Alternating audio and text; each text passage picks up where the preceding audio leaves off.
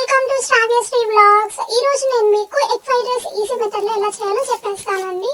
So first oil అనేది బాగా heat చేసుకున్న తర్వాత ఆనియన్స్ కట్ చేసుకొని వేసుకోవాలి. అండ్ పచ్చిమిరపకాయ కూడా వేసుకున్న తర్వాత కొంచెం సాల్ట్ వేసుకోవాలి. సాల్ట్ వేసుకోవడం వల్ల ఏంటంటే ఆనియన్స్ అనేది ఈజీగా ఫ్రై అయిపోతాయి.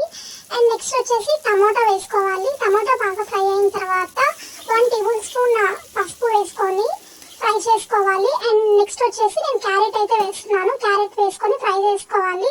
అండ్ నేను 2 ఎగ్స్ అనేది వేస్తున్నాను. ఎగ్స్ వేసుకున్న 1 మినిట్ అలానే వదిలేసేయాలండి.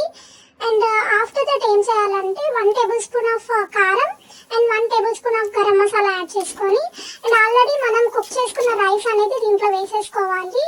సో వేసుకున్న తర్వాత కొంచెం సేపు కలిపిన తర్వాత ఏంటంటే కొత్తిమీరతో గార్నిష్ చేసుకుంటే మనకి వేడి వేడి ఎగ్ ఫ్రైడ్ రైస్ అనేది రెడీ అయిపోతుంది.